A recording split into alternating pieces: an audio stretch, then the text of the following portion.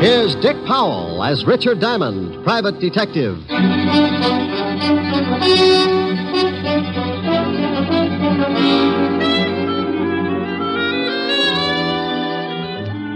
Hello there. This is Diamond. Hey, what about this heat? I can think of a lot of times I've been uncomfortable, but this runs itself right up to the top of my list. But the only thing good I can say about it, get your laundry dry in a hurry. I usually wash a few things out in my office because the soap's free. Come to think of it, I was scrubbing a pile of things the day we had that big wind. 97 degrees in New York, and we get a tornado to cool us off. I had so much dust in my office, I could have supplied mud pies to the whole neighborhood. And after it was all over, the cigarette ad on Broadway was blowing smoke rings through the trap door of one of my scattered longies. The waves in Long Island Sound were so rough, a friend of mine capsized, and when he came up, he found 3 terrified herring hiding in his nose. Oh, it was swell. One minute it was so hot you couldn't move. The next, a 58-mile-an-hour wind was doing the moving for you. Then to top it off, I got mixed up in one of the grisliest cases I'd ever worked on. It all started one evening. The car was moving down a lonely road, 2 people in it. In a couple of minutes, one of them would be pretty dead. What are you stopping for? What are you doing? Let me go. Get your hands off me. No, help! Please, please.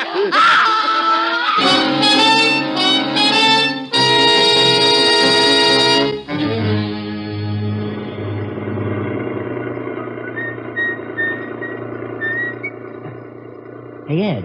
Huh? Stop the car a second. What for? Thought I saw something lying back there on the road. So what? Probably a dead dog. No, hold it. Too big to be a dog. Oh, for Pete's sake. Back it up about 20 yards.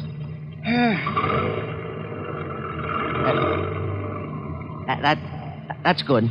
Okay, where is it? Right over there. Yeah. Hey, come on. Hey?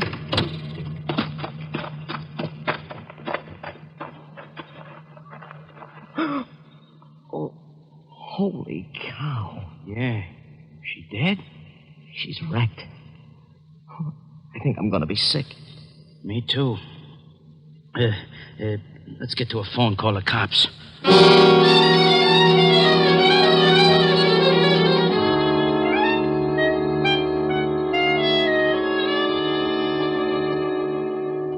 Knit 1, purl 1.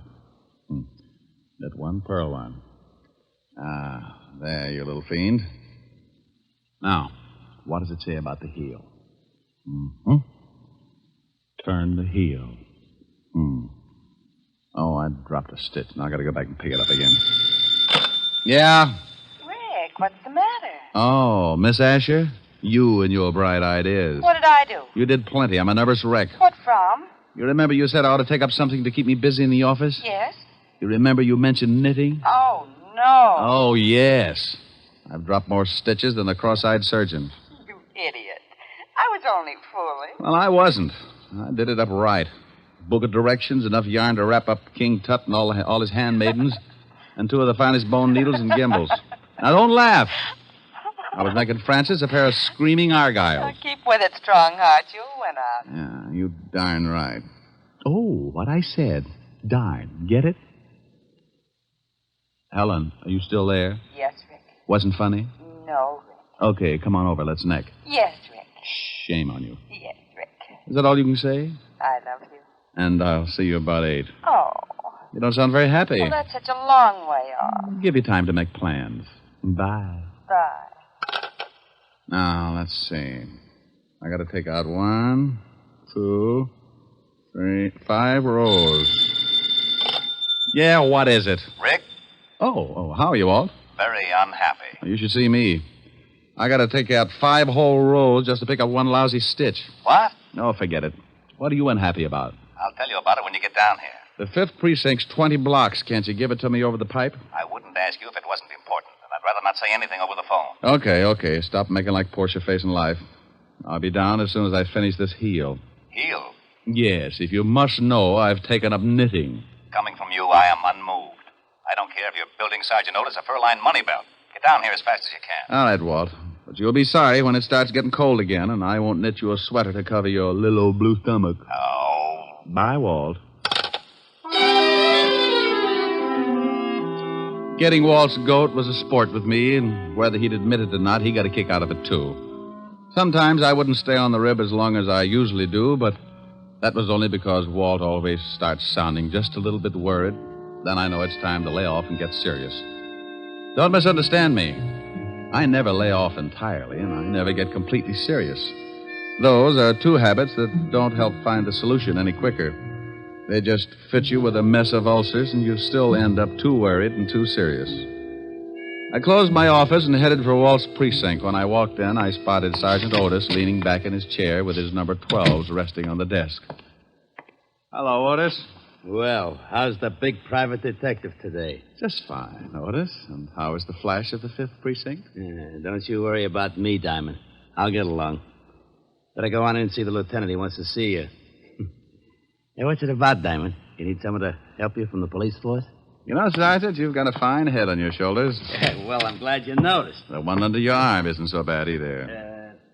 Hello, Walt. Rick, why don't you leave that poor guy alone? After you leave, he comes running in here and cries all over my desk. Otis? He wouldn't shed a tear if he was standing in an onion warehouse watching his grandmother set fire to herself. Yeah, well, give him a rest for a while. I got a big problem I want to talk to you about. All right, Walt. What's on your mind? Well, I don't know quite how to give it to you. It isn't strictly kosher for the police force to go around asking for help. Now, wait a minute. I don't want any apology routine. If you want a favor, you came to the right boy, and you know that goes without saying. Yeah, I guess I do. But this is a pretty big favor, Rick. The commissioner's on my back. So is everyone else that's got anything to do with this city's government. Sounds rough. What did they do? Find out you were hiding a chimpanzee in a cop's uniform and calling him Sergeant Otis? Oh, now be serious for a second, Rick. Sure, if you'll get to the point. All right. I guess you've been reading about these homicides we've been having for the past 3 weeks. Yeah, pretty messy. Well, the powers that be say salve them or turn in my badge. Oh, well, now, wait a minute. Don't they know that this is the toughest kind of a killing? The killer's obviously got a lot of screws loose, and a maniac doesn't need a motive to kill. Don't those swivel chair bigwigs know that a crime without motive is the toughest job in the world to crack? Sure, they know all that, but the public and the press is yelling its head off, so the pressure is on. Well, what do you want me for? You've got one of the best departments in the state. When you were on the force, it was the best department in the state. Now you stop that. Then stop twisting my arm. What do you want? I want help. I've got to crack this case by next week, or I'm out of my ear. You're the best detective we had on the force, and you're the best private gumshoe in the city. Oh, that's better. Now, what about these killings? Each time they find some dame looking like the last of a hamburger sale. Oh, excuse me a minute, Rick. Yeah? Lieutenant? No, Jack the Ripper. What do you want, Mallet Head? We just got a report from a guy out in the River Road. Another one of them butcher killings. What? Yeah, some dame all hacked up and lying beside the road. Okay, get the car out. I'll meet you downstairs.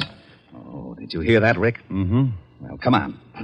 You want me along? Of course. I can brief you about the whole setup on the way over. Oh, I don't know whether it's such a good idea to get mixed up in this. Why not? Well, it looks like whoever gets close to this killer doesn't have much of a future. Well, you can't live forever. Oh, aren't you the sweet one? No, that's not what's worrying me. What is that? When I go out, I want a nice, comfortable place to lie down in. The way this nut goes to work with a knife, I might end up in a freezer.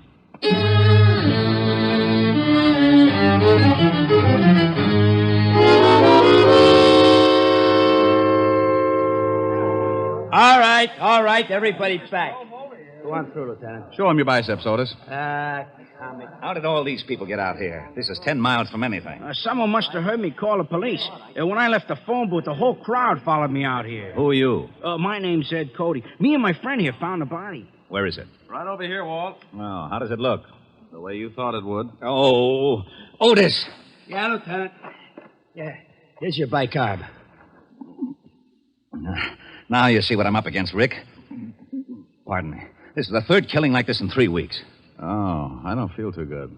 Let's walk over this way. Yeah. Cody, you and your friend come along. We want to ask some questions. Yeah, okay. Well, whoever the guy is that's pulling these murders is a complete lunatic. Are they all like that, Walt? You should have seen the last one.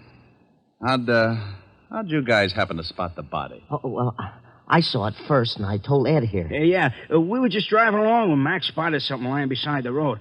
I backed her up, and we got out. I saw what it was. I left Mac here, went back to town to call you. What's your full name, Mac? McCarthy, John McCarthy. Okay. What are you doing, Rick? Looking at the road. Hey, that's your car up there, Cody? It's Max. I was just driving. You went ahead how far? Oh, I'd say about 20 yards. Then we backed up and left the car where you see it now. You won't find much even if the road is soft. Their car and any other car would have blocked out the killer's tracks. Maybe he didn't use a car. Maybe he walked her out this way and then killed her. No, this place is 10 miles from anything. He drove, all right. This crowd has ruined any footprints for sure. Oh, here come the boys. Come on, Rick. As soon as they start examining things, we can get back to the station. Yeah, I want to go through the whole file on the last 2 killings. You won't find much. Well, a change of reading never hurts anyone. I'm getting tired of reading those dime novels. Too bloody.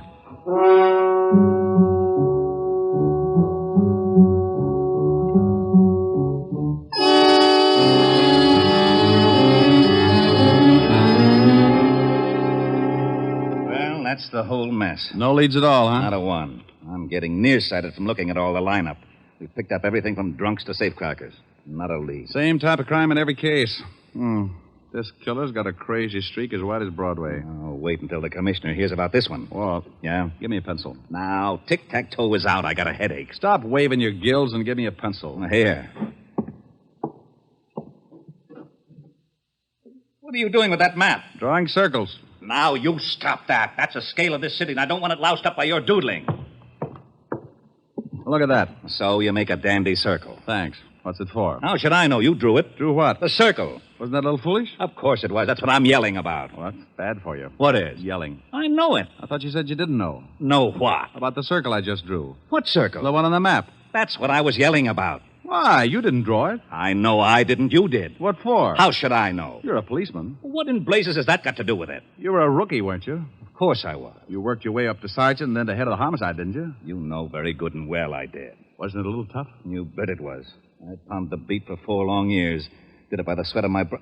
Now, wait a minute. How did we get into this? You asked me about this circle I drew. I did? Yes, Walt. But you didn't know what it was for. Oh, yeah. What is it for? It's for you. I get. Yeah, it's not bad. Oh, I knew it. I knew it. You lowlife, you conniving, dirty, underhanded louse. You always do this to me. I think you sit around nights and pull the wings off of flies. Moths. All right, moths. Sit around and dream up little monstrosities to pull on the police force and use me as a guinea pig. Right, guinea pig. You call me, Lieutenant? No, get out of here, you idiot. Yeah, Lieutenant. Diamond, for once I'm going to find out what's at the end of this merry-go-round. I want to know about that circle. And I'm going to get it out of you if I have to shove that map down your throat. Just who do you think you're taking? Huh? This happens to be the commissioner, isn't it? Oh, not you, Commissioner. You understand that, man? Oh, yes, Commissioner. I'm the commissioner of this district, you understand me? Yes, Commissioner. How do you been stand there? What have you found there? Well, I just went out and looked at the body. Well, if you don't get some action pretty soon, I'm going to have to put somebody else on for you. Every way you've been in it for the Yes, last but... 4 days. But... I can't see any reason. But... Your motor's running. You shut up. No, Commissioner, somebody else. All right. Yes, sir. Get on this right away. Fast. Yes, sir. Now go for it, and don't let me see you until you get something. Yes, sir. Oh, Who was it? I am not talking to you. Don't you want to know about the circle? No. Fine. When I was looking over the reports on the killings, I noticed something. You don't say. Say what? Okay, if you don't want to play, be a sorehead all your life. Well, I noticed that all of the killings, including the one we looked at this afternoon, were within at least 10 miles of each other. And the first one, this one right here, was exactly in the other direction from the last one. Bully for you. No, it's nothing. Well, using the first and last homicide for the edge of the circle, we find that the other killing also falls within the sphere. Okay, so what? Getting interested? No, I'm not. Well, the girl this afternoon had been dead for about 14 hours, wouldn't you say? Yeah, but the coroner can come closer. Well, about anyway. Now, in the other 2 cases, it says that both girls met their deaths about 3 in the morning. If the last one was dead 14 hours, she comes close to that time, too. Okay. What does that prove? Not a thing, but it's something to go on. This is a wild one, Walt. But let's say that our killer started off with his victim somewhere within that circle. To drive 5 miles, half the distance of the circle, it would take him, about... 15 minutes. Okay, 15 minutes. Now, that means he left his starting point around 2:45. Now, that's a funny hour to be so consistent. You're right. Bars close at 2. 45 minutes to talk a dame into a ride? Might be. Oh, I'll be darned. I may be all wet. The killer probably started from somewhere outside the circle, but we can start by eliminating the idea of the night spots anyway. Yeah, Lieutenant? Checking all the night spots from... 45th Street and Broadway, the center of the circle. From 45th Street and Broadway for 10 miles in every direction. Yeah, Lieutenant. That means cafes, bars, bowling alleys, anything that stays open till 2 or after, and step on it. I hope we're right. So do I. I don't like walking on eggs. Then sit down. Who knows? You might hatch something. Walt found out the name of the last victim, and the family supplied us with a picture. Her name was Martha Kirk, and her family knew nothing of her whereabouts the night of the murder. You can't really appreciate a police department until you really see them in action. Inside of 2 hours, Walt had every dive, bar, and night spot in the 10-mile circle tagged. They spread out, one man to every 5 blocks, each with a picture of the 3 murdered girls. Because it had been my idea, Walt wanted me to swim with it and maybe sink. I took a little section from 48th Street to 46th Street, and by late afternoon, I'd covered most of the likely prospects. You guessed it. The bottom of the barrel was coming up fast, and it was emptier than a ballpark during a thunderstorm. No one had ever seen the 3 victims. The last spot on the list was a bowling alley. I walked in and spotted a cocktail lounge. When I climbed up on one of the stools, a bartender with a head that should have been out on the alleys walked up to me. Yeah, what'll it be? How about a glass of milk? Glass of milk? Think you can stand it? Well, if you're worried, water it a little. I don't want to pass out on you. Yeah, get him. He made it funny. So did your family. You're looking for trouble? Only if I get pushed. I'm looking for information. First door on the left. Yeah. Ever seen any of these girls before? What are you, cop? Well, let's say I'm nosy, and then I've got a badge to keep me in the spirit of the thing. Oh, why'd you say so? Let me see. All right. Here's the first one. No. I ain't never seen her. How about this one? And this one? Nope. Hey, wait a minute. Sure, I know this one. Comes in here about twice a week. Was in last night. Gets lushed up, cries about how tough a family is on her. Name's, Kirk? Yeah. Martha. Martha Kirk. Nice looker. She was. Huh? Did she ever come in with a man? No, but sometimes she leaves with one. Same guy every time? No. Do you remember her leaving with a man last night? Yeah. Come to think of it, she did. What time? No, about 2:15. We stopped serving at 2 right on the dot. That we do. That you do, yeah. Okay. Think you'd know the guy if you saw him again? Oh, sure. He comes in a couple times a week, too. I seen him pick up a couple of strays. I guess you call him a wolf. Yeah, with a hatchet. Huh? No, forget it. Where's your phone? Right over there. Hey, here, use a slug. It's on the house, officer. Thanks. Hope nothing's happened to Martha. She was a rotten drunk. What a wonderful kid. She was, huh?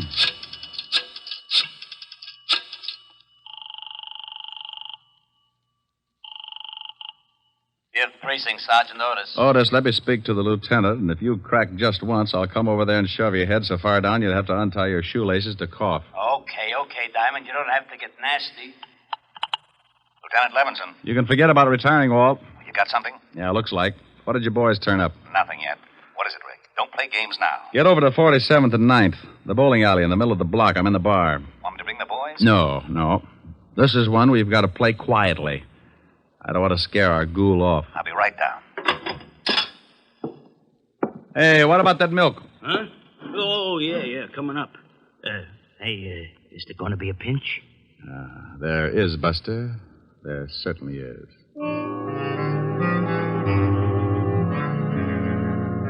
Walt romped in about a half hour later, and he talked to the bartender. He finally looked satisfied. He had to, because it was the only lead that had turned up. We told the bartender to tip us if the guy showed again, and we sat down to wait. Maybe my rabbit's foot started thinking it was back with the quartet because around 1 a.m. it started kicking.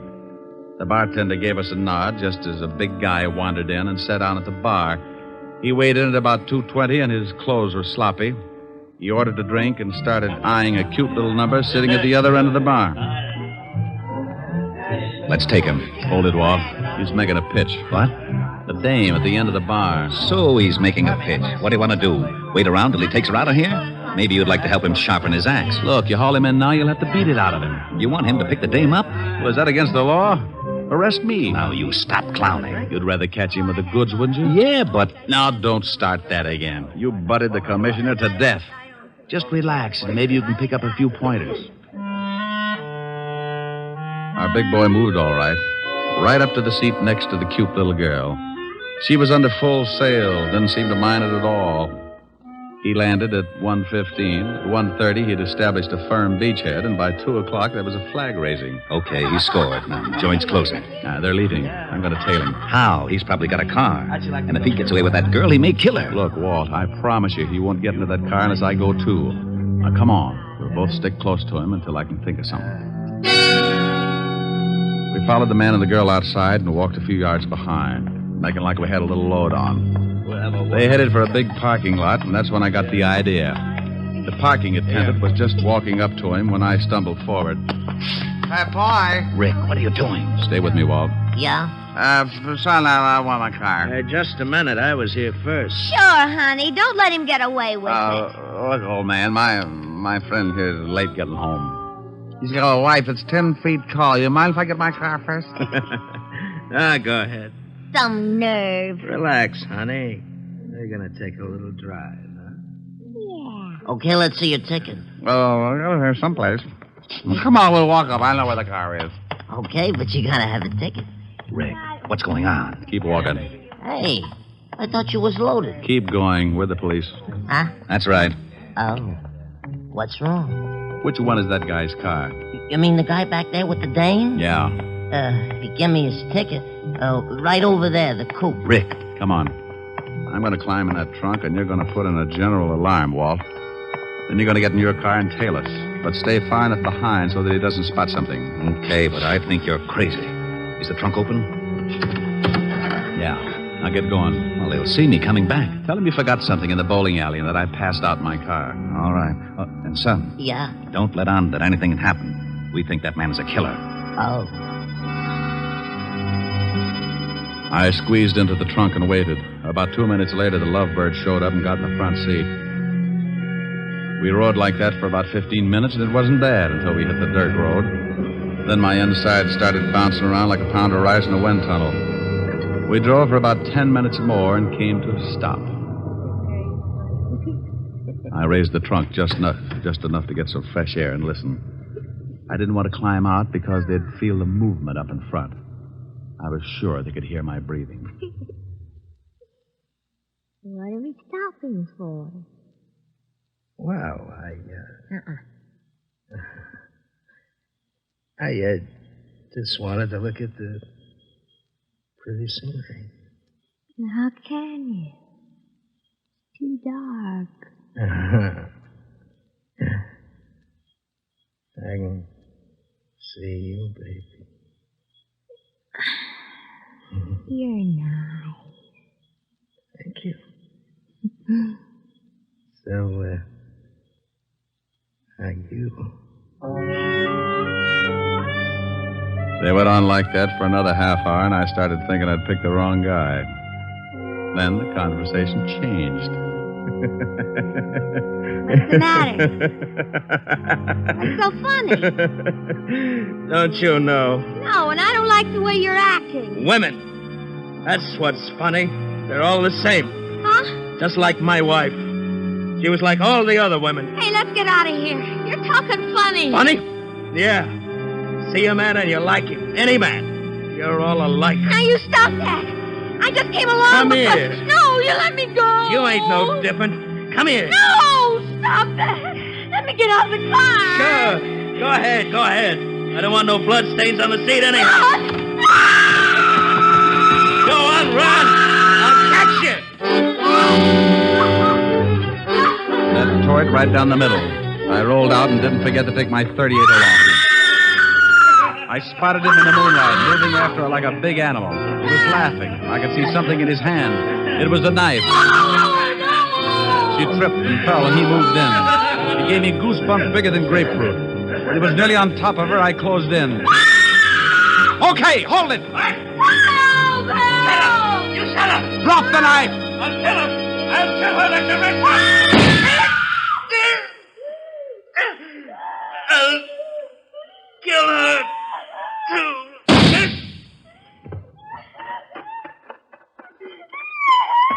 You all right, honey? No. Just take it easy. Take it easy. It's all over. I'm so glad you got here. Come on now. Let's get back to the car. Easy. You sure you're all right, dear? You know something? No, what?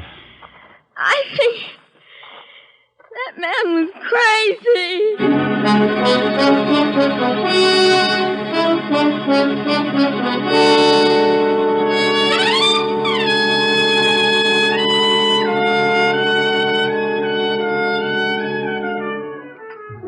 Well, Walt finally got there, and we sent the girl home. The wagon came and cleaned up things. I found out later that Walt was blessed by the commissioner, and I got an assist. I needed calming down, so I stopped off at 975 Park Avenue, the home of the best remedy for bruised nerves I knew of. Oh, good evening, sir. Good evening, Francis. Is Miss Asher in? Yes, sir.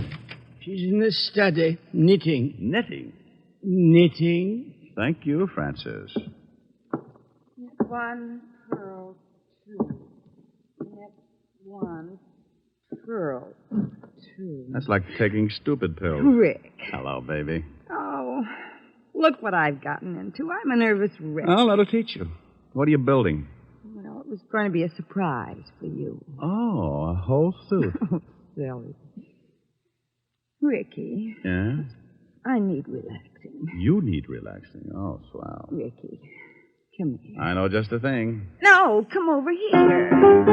There's an old spinning wheel in the parlor, spinning dreams of a long, long ago. Ricky! What's the matter, dear? What about this? Cruising down the river on a Sunday afternoon. Ricky. With one you love, the sun above, waiting for the moon. Ricky. The old accordion playing. Ricky. A sentimental tune. Rick! Oh, honey, what's the matter? You can sing later. Oh. Please. What is it, really, baby? Come here. Oh, you know something? What? I may never sing again. Okay.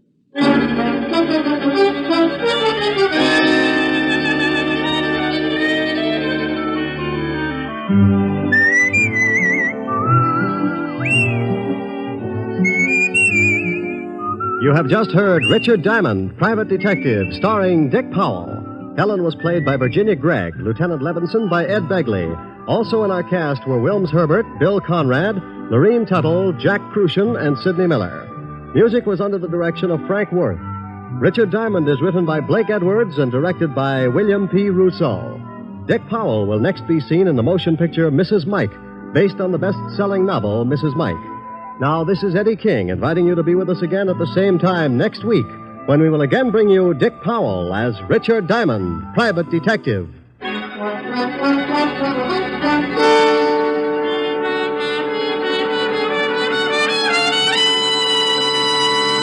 This is NBC, the national broadcasting company.